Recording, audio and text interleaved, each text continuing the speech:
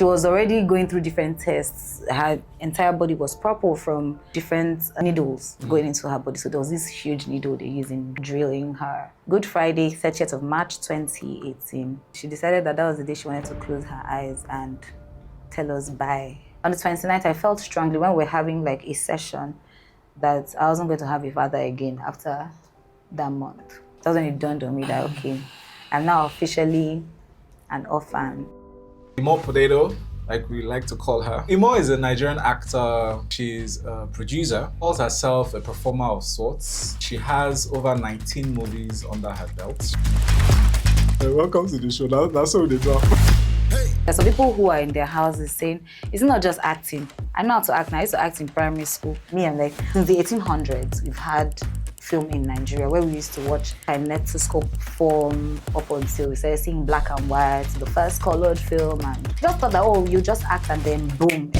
A writer writes with characters in mind. There's some lazy directors and producers who don't want to do so much work. Saying it might be controversial because I think I first saw you on the set, on the stage, when you were performing alongside Oluchi. You interviewed you guys. yes, On Conversations with Valentine, but that was the podcast edition, audio edition. audio edition, yes. I think that was the COVID year, 2020. After that year, I shut down the show because I didn't have as much, I say, inspiration to keep it going. So finally, 4 years after, oh no, that 4 years will come by that fast. We're here. We're here, and Imoh Eboh is back as my first guest.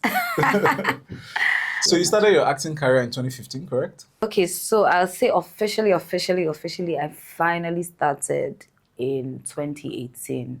Prior to that, I was in and out. I like to say that I had some years of ugly. When I put that up on Twitter one day or so, somebody like, no, you're not ugly. And even that time, you were not ugly. When you talk about the good, the bad, and the ugly, you're not talking about the physical appearance. And sometimes it can have to do with the physical appearance as well.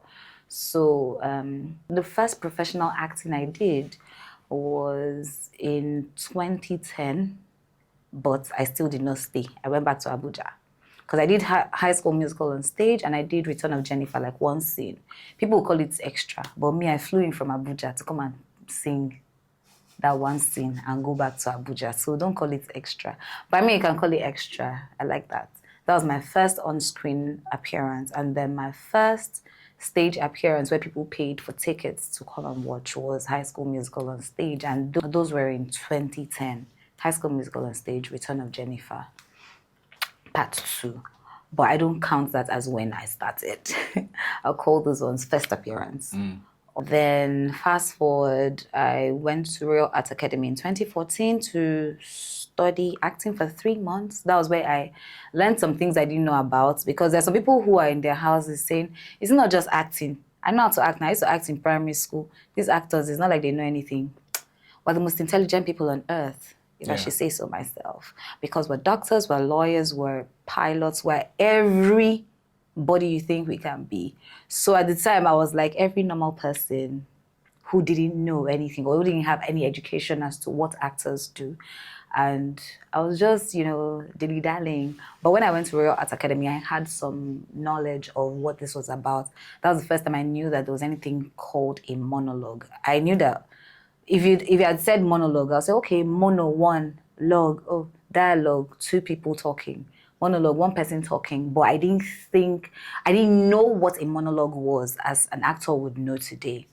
So I learned that in 2014. However, I couldn't continue with acting. But I did some few things between 2014 and 2017. So by few, she's been modest. She's actually done Return of Jennifer 2, Jennifer's Diaries, King of Boys, Penance, Puzzled, The Wildflower, Namaste Wahala, Grilled, Raz Guy, Progressive Tailors Club, This Is My Desire, Celebrity Girlfriend, Cheat, Beggar's Gifts, Listen, What Happened on 3rd Street.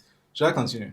Because you say few, you sound like 5, 3, 4. I mean, it's not like us that have just done maybe 2 or 3. These ones, they're the superstars, so they're even listed on me. I'm not on any list. They're listed on best, what they call them, all those lists that they always have. Me, I've never been on any of those lists. But thank God for that. No, I mean, people always say, is it by list or stuff? But I think that it's a good thing to be on those lists because that means you're noticed. So when I see my friends there, I'm grateful that they're on that list because somebody is seeing your work. Something happened recently that irritated me to my bones. Saying it might be controversial because it was a little controversial when we were talking about it. So there are two people who answer a particular name, and one person had done so much work. However, he's not like those people who scream and stuff on the internet. However, there's someone else with the same name who's a content creator and goes for like a lot of events, dresses up and goes for those events. So they know that one. Now they're trying to give people awards for work that they've done in film. And this person who has done Losing Daylight, 2 exhibitions, 2 expensive, well-researched for like 2 exhibitions.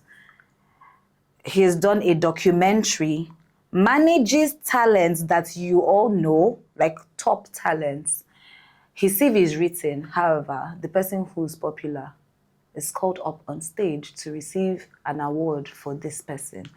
The company who organized it, instead of saying sorry to this other person, says, oh, we're supposed to give it to this person. But because the other one is not a popular face, did not think that they should say sorry to him for using his CV for another person who's popular. So serious? are you giving the award for popularity or for work done? So that's why I think that when you're noticed for who you are, it's something big. And they went with that. Yeah, they went with that.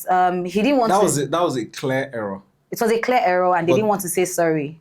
It's a popular blog that does awards. Can you give us the first name of this? No, they're white Nigeria. I'm not even like... No, the first name of this actor. So the actor, he's a Yoruba actor. Maybe he does some English, but he does like content. So his name is Taiwo Adeyemi.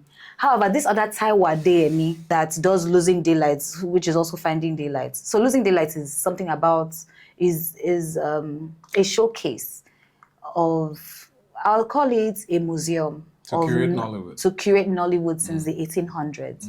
Not Nollywood, Nigerian film industry, because Nollywood came as our name in mid-90s. So since the 1800s, we've had film in Nigeria where we used to watch in the kinetoscope form up until we started seeing black and white, the first colored film and all of those things. Before we now saw like people like Kenneth Imoh, Amaka Igwe, and the rest of them make movies that now became popular. And then we started calling it Nigerian film industry. Then mid-90s, we started calling it Nollywood. Nollywood. In fact, and in the 2000s especially, where we started getting funding, you know. This long story is just to say that you should be on lists and it should be you that they're talking about. Because it now shows that you're doing your work and people are seeing you. It's interesting that you mentioned this because the other day I was walking out of an eatery and then somebody shouted, Santiago! Oh, yeah. I've become so used to it feeling. that, you might call it that. Yeah, depending on what character it is. Santiago is a good character, better than Ali. But, so when she said Santiago, I just thought, like, hi, good afternoon. That was a good feeling, but it got me thinking, which your thoughts you shared brought to mind. It got me thinking, has there been a time that people recognized or you felt like people recognized your character name more than your real name? So for me, it's even fellow actors. I mean, we don't all live in the same house. We're not in the same movie every time. And not all actors are like me that watch Nigeria. I watch Nigerian movies. Like I watch Nigerian filming. Even if that film is terrible, even if I've seen online that the film is terrible, I'll sit down there. I will suffer. I'll watch it from start to finish. And I notice people. I even go to the credits to see those actors. So some actors know my name but don't know my face because there are different things that go on in the industry. People say, "Oh, that girl. Oh, I like her. She's so nice. She's like a ray of sunshine." Another person like, "Oh, she's such a bad. she's such a wicked person." Oh, yeah, she snaps people. So different people have their different things, different notions of human beings, and then your name just goes. Oh, who's that person? Oh, Imoh Eboh. Imoh Eboh. Imoh, do you know Imoh what? Imoh Eboh. So they know your name, but they don't know your face. Yeah. So first of all, I have that in Nollywood, in the entertainment industry. So I don't really see it as a problem if people know me as Ebitomi or Urena. I don't exactly see it as a problem because the more you call me that name, I know that you know me, you know that I'm doing something. Eventually, you know my real name. Everybody calls Mama G, but that's from a movie. But her name is Patience Ozokwo, and she's been used to it. Yeah. And this even brings me to the part of typecasting actors. I think it's a blessing too for some because you continue to get work. True. Because that's what you're doing. Unlike me, my face changes in every film, so you basically don't even remember. Not because I'm not giving a memorable performance, but you're remembering Urena. Yeah. Not Imoh, and that's good that you're not seeing so much of Imoh in Urena. So if I'm seeing so much of Ali in Ali, that's fine. I'm not seeing Valentine in Ali. I'm seeing Ali in Ali. I'm seeing Santiago in Santiago. Do you understand? Yeah. So because I know you personally, it's a good thing I know you personally. But if I know you because of the characters you play, I think it's a good thing. The good thing in the sense of, giving me credit that I played the character well. Yes. Because somebody stopped me at a gift shop on my son's birthday to say, you don't want to know the despicable words we said. Do you understand? We insulted you on screen and everything. But it's not about me. I mean, there's something you said about changing faces. It's not exactly a bad thing, is it? It's not a bad thing. Yeah, it's not a bad thing either. It can be a gift in disguise. Yes. For me, I take it as a gift. But sometimes, like, before you get work now, they say you can. There's some lazy directors and producers who don't want to do so much work. They don't want to spend money. So most of everybody's saying, no money. So they don't want to try to get the costumes that fit that role that the person is playing. So when a writer writes with characters in mind, not human beings. So they have characters and they have character bibles. Now this person as a plain canvas, can this person play this role? Yes. When we put this and this, it should work. Do you understand? You can bring someone from anywhere and make the person look like the person is dripping of money. Once production design is good, and once you can pay for production design and everything that goes into production design, So it's a blessing and a curse. In some places, it works very well because you can morph into whoever it is you need to be. Yeah. And I like that about me. You know me, but you see a different person in the different roles. And that makes you a great actor. Yes. Well, you mentioned when we started talking, congratulations, by the way, you've done a lot of good work. Thank I'm you. at fault because I haven't seen half of them and I need to. Honestly, because I've seen a lot of rave on Twitter, and you're very active on Twitter. You're very vocal on Twitter. I've seen a lot of rave about your role in Imoh Eboh, one of the new African Magic projects, and it's powerful. I mean, I see you mentioned by the handlers of African Magic, and it kind of praises the shower on you. But I want to take us back to something you mentioned at the start of this conversation, where you said something about the struggles you experienced at the start of your career. Oh, yes. Do you want to share? Okay, there are loads of them. I can write an entire memoir of 200 pages. So in 2014, I came back to Lagos from Abuja. I always wanted to act. I went for tinsel audition, but Mr. Rogers Ofime did not allow me to do my audition that day. I think I was humming, and I was in the corridor, I was humming, and I like to say that I know how to sing. So I got into the audition room and it's like, I don't want you to waste your music talent. You should use it. Coconut head. Me, I'm like, why does this man not want me to do? But I mean, it made sense that he said that, and I'm happy that I'm still acting. He didn't discourage me whatsoever. I think he just liked the voice and said I should move on. So I always wanted to act. I mean, in 2010, I'd already done something. I'd done a musical and I sang in a movie. So actually, singing. So fast forward to 2014, I'm like, do you know what? I need to come back to Lagos and focus on this acting. This job in international relations and foreign affairs that I'm looking for, it's like it's not coming yet. And this is a sign for me to go and face the life that I'm supposed to live as a star. I mean, some people say they act because they like the work. I love the work, but I also like the limelight. I'm not even going to lie. You're a graduate of Covenant University. Yes. Most people wouldn't know, but one thing I know about Covenant graduates is they're very smart. Eee! So shout out to the administration of Covenant University. Like, they have good crop come out. So one would expect that as you graduated from Covenant University, you studied international relations, and you're Yes. pursuing that field, Yes. and you chose acting.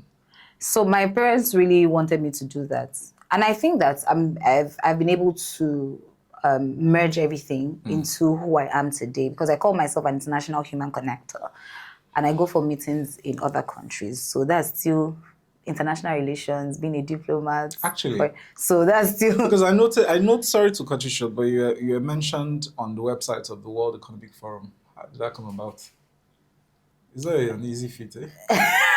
I have an entire profile on the website of the World Economic Forum because I'm an alumni. I'm an alumna of the Global Shippers community. The Global Shippers community is a community of young people who changed their world in the communities they live in. So my own community is Lagos as a whole. So we've done a lot of projects that have done well in Lagos as global shapers. So I was a global shaper between 26 and 33. When I turned 33, I became a member of the alumni community. So we are still there. We can still talk on Top Link. So yes, that's what it is. So back to the 2014 to 2018 period of my life. I came to Lagos, went to Royal Art Academy.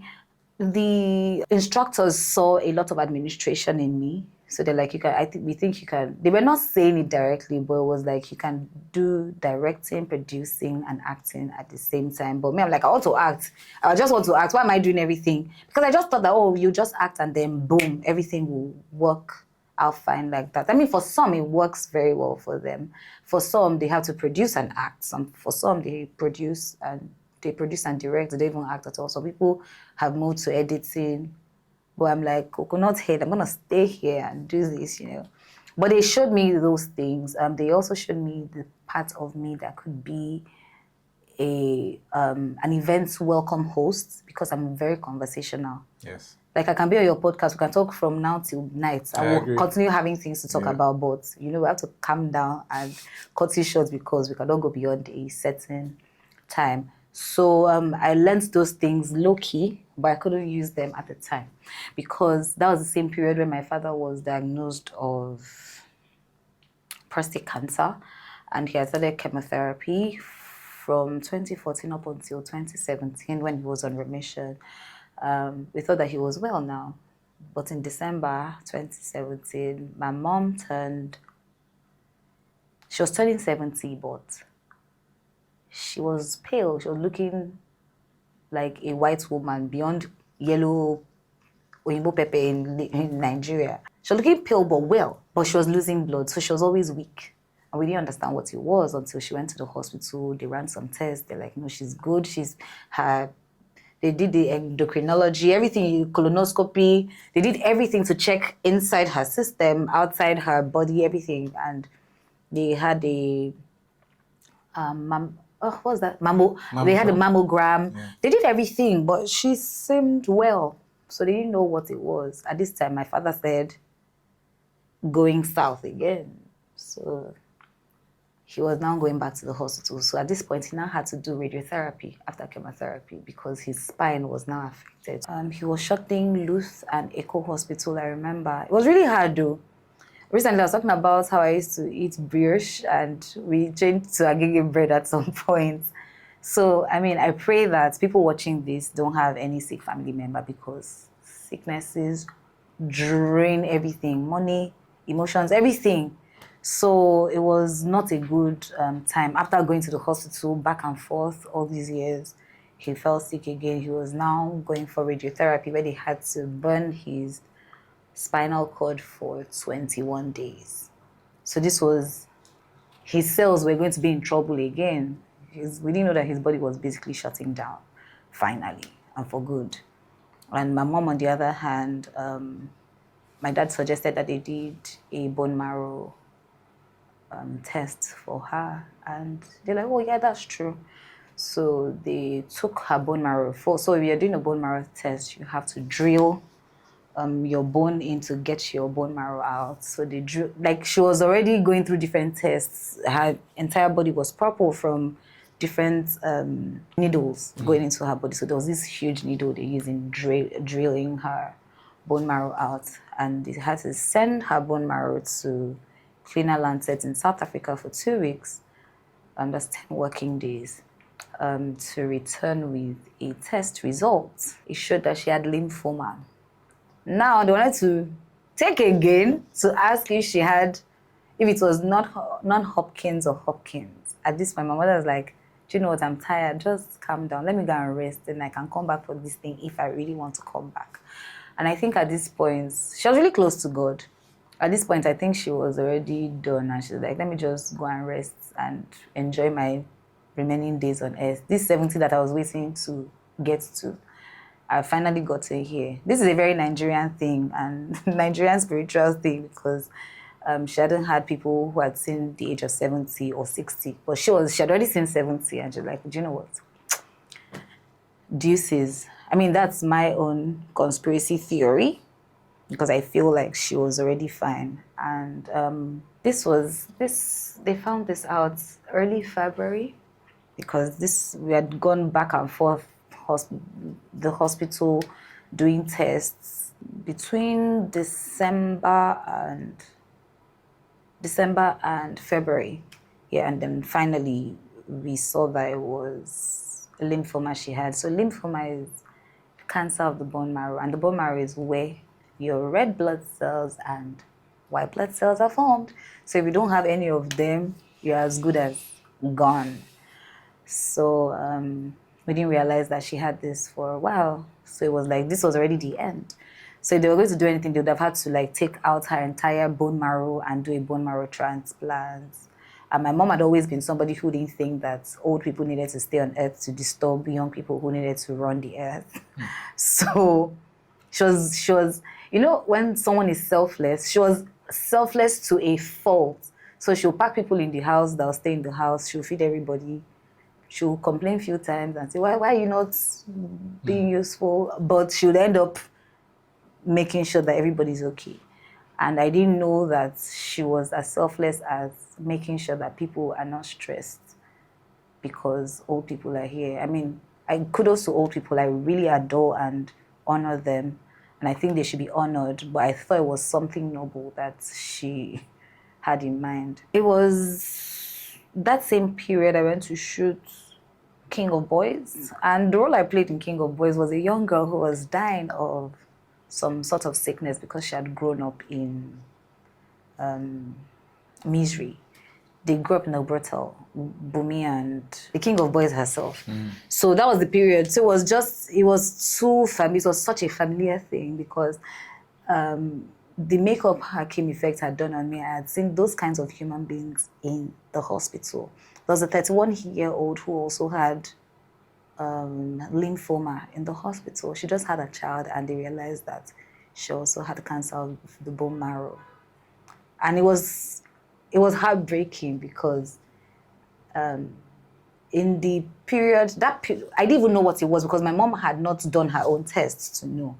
But I met her husband and we're just talking about the wife. I was really bothered, and in a week she shrunk. That's the young girl who was 31. But my mom, immediately they found out, she was just living her life and waiting to go back for the test or waiting to go and meet God. Good Friday, 30th of March, 2018. I think she saw it was a good opportunity to celebrate that Jesus was dying for the sins of everybody on earth, in the world. And she decided that was the day she wanted to close her eyes and tell us bye. And we experienced 2 weeks of very good weather, my siblings and I. And my dad, however, he finally shut down because his best friend was gone. So it was like something was taken away from him. And between March 30, 2018 and June 30, 2018, I had to go to Ghana to shoot Puzzled. Puzzled, I had introduced Amasalmist Michael to my friends in Ghana after we did Penance. And I pushed and made sure that we shot something in Ghana, and Youth Breed Foundation like I said, I'm an international human connector. Don't be sad though, I'm just giving a story of my life and what happened in those years, you know. My parents are gone. They are now of blessed memory and they keep me safe today. We went to Ghana to shoot. Before we went to Ghana, I had a meeting in South Africa, so I was not around for a while. So I didn't even experience what my sister-in-law and people who were taking care of my dad were experiencing. But he shut out everyone and he was shrinking. Like the upper part of his body was now looking like that character I played, and the lower part of his body was swelling up because his entire system had shut down. So he had prostate that had already spread to his spinal cord, to his brain, everywhere. So I came back on the 25th of June, thereabout, and I had to, that was the first time my dad spoke in a long time since my mom passed. And that same period, I wanted to go for a short masterclass in acting with Paul Studios, Brenda Fashuba and Mr. Kenneth Uhuhu. And my dad is like, this thing that you've always wanted to do. Like, he was not speaking clearly. He wasn't speaking clearly all the while. Like, this is not, I'm not creating this gist. You can ask my siblings and my family members. They're like, he now spoke. And because he had a meeting with his family members earlier that he wanted to be buried beside my mom if anything happened. He knew something was going to happen anyway.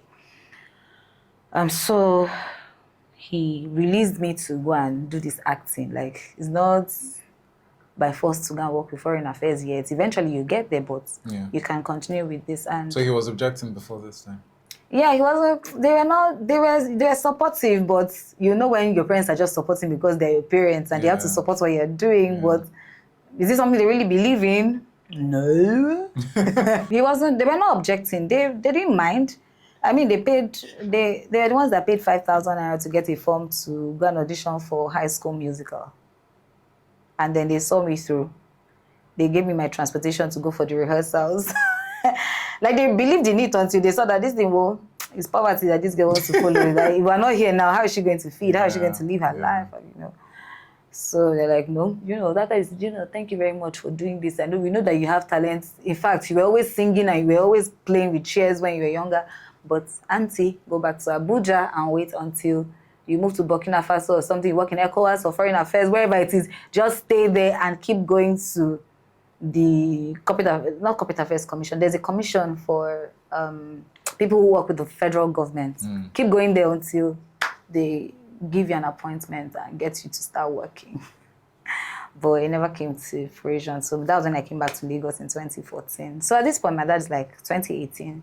June 28th, 2018, actually. June 28th. So I left for Ikoyi. I stayed there to go for the classes on the 29th and 30th. On the 29th, I felt strongly when we were having like a session that I wasn't going to have a father again after that month. And the next day, the second day of our master class, we finished our classes and I saw that I had a lot of missed calls. I don't like to carry my phone to places that I need to focus. So I don't even think they even allowed us to carry our phones. But I kept my phone aside. When I picked my phone up, I just saw loads of missed calls. I'm like, how are you doing? Sorry I missed your call. My sister-in-law just sent me a message. I know she couldn't say it better. That was the best way she could say. Like, don't you know that grandpa has died? That was when it dawned on me that, okay, I'm now officially an orphan, and do you know what?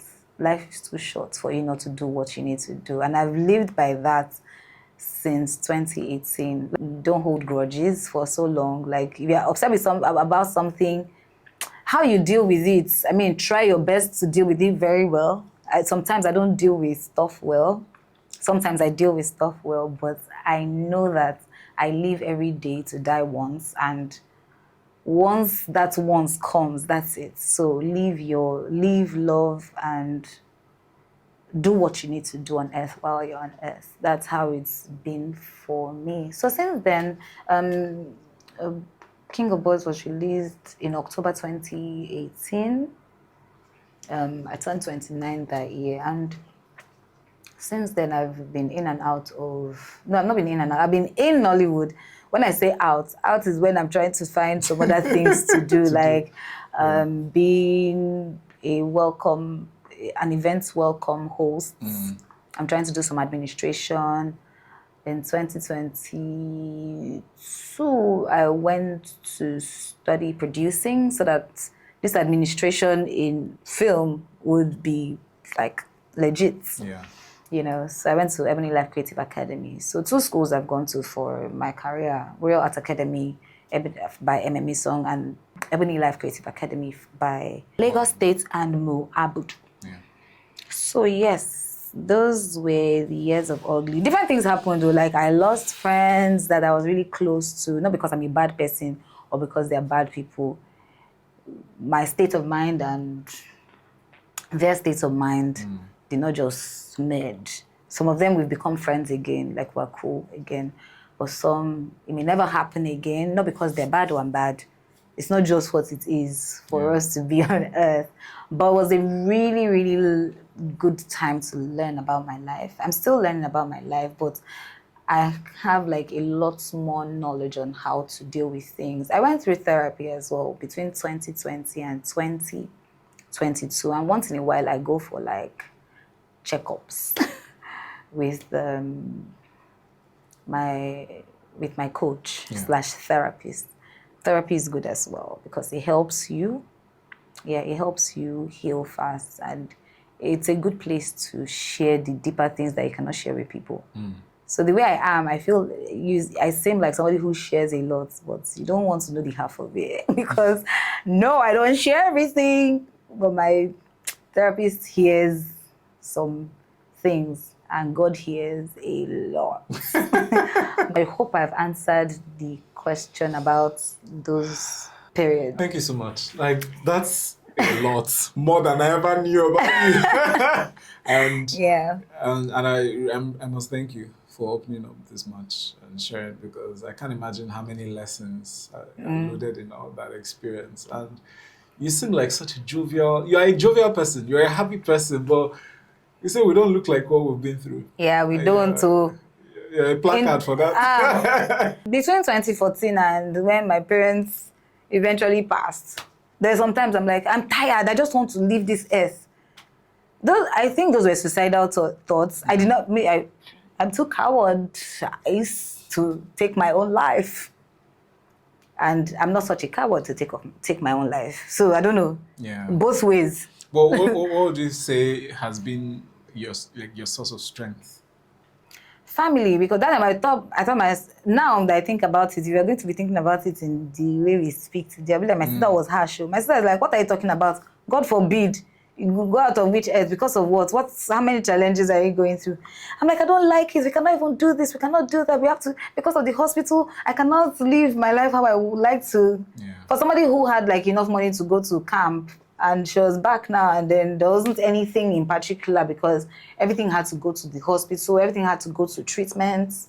It was really hard for me. And then you could hear people judge you. I had a friend who came into Lagos from Port Harcourt or Benin to start acting. She went to my school. I knew her in school. And somebody told me that she said, Imoh knows a lot of people, but I don't know why she has not blown. Even that blew. Till now, I've not blown it yet. But I'm grateful for where I am. And I felt bad because it felt like these people thought I wasn't just being, useful to myself. And the people thought this way was sad for me. I'm like, maybe I can do better. But I really couldn't do anything at that point because I was stuck. Might have been things I could have done better, but I was not in a good state or frame of mind to do those things. And that's why I really like the Gen Z of today, who are my age, who are presently the age I was in that time. They have more things to work with, and that's what's pushing them. And I really, really adore it. I know that if there's any Gen Z who's going through what I went through at that time, I'll be able to help. Yeah. I'll be able to push the person. And I have a very nice palm to rub your back and say, I encourage you, you can do better. I know that you've lost your parents, but this is not I know that this is happening, but I can introduce you to somebody who will help you And you've always been that person. You're still that person. Yes. You have so much grace, so much generosity in your spirit. When I see you share, Imoh, you share, you give. You give a lot of yourself. And I must really commend you, because for somebody who has gone through so much, like you're so filled with grace that you share with as many people as you come across, and you're very generous. And in your generosity, I see you still go for auditions. I see you still, welcome people, embrace them. You have so much warmth, so much light to share. And if you were to leave this place with a piece of advice for upcoming actors or people who are inspired by your story, what would that be? Yeah, live, love, and laugh. Have hearty laughs. Like, laugh from your stomach. Be happy for people's progress. Be happy. Be happy. There's one place I have on Medium, like, look for my name on Medium, you'll see some stories. I have a piece called Jealousy Deliverance. Be happy for people. Sometimes it's to just stay and say, why am I not getting this thing that this person is getting? Then it now gets to a point where you don't understand how they're getting it and you're not getting it. And then it grows to envy. Then you're jealous. Then you're like, what's this? Is it even more than that? Rubbish. So never get to that point. See what somebody is doing. Be happy. Be true to yourself. So there's a difference between this is who I am. No. Any nonsense behavior you have is not who you are. Yeah. It's something you've picked up from growing up. Be true to yourself in the sense that you are how you were sent to this earth. God doesn't send anybody with an attitude. I mean, there might be some shortcomings in the person like Cain and Esau. I'm so sorry. I hope that people are not created in that form again. But try your best to be a great person. So live love, be a great person, have heartfelt laughters, give heartfelt laughters. Thank you so much for joining my first edition of Conversations with Valentine for 2024. And today was loaded, and I want you to subscribe, recommend this, and share with your friends and family. There might be a lesson or 2 or 3, actually 4, that you might have learned from this experience. And I really thank you more for sharing so much. But if you've learned a thing or 2, you have questions to ask, please feel free to leave a comment. And then I'll catch you on the next one. My name is Valentine. First to get here. First to get here. What are the odds, though, that you're my first guest? It's my best. Shy and excited at the same time. My best right. Your best. Wow. As the next last born to you, the next last born to you, the child that your mom had that you know. That you don't know about. Don't let my mom hear this.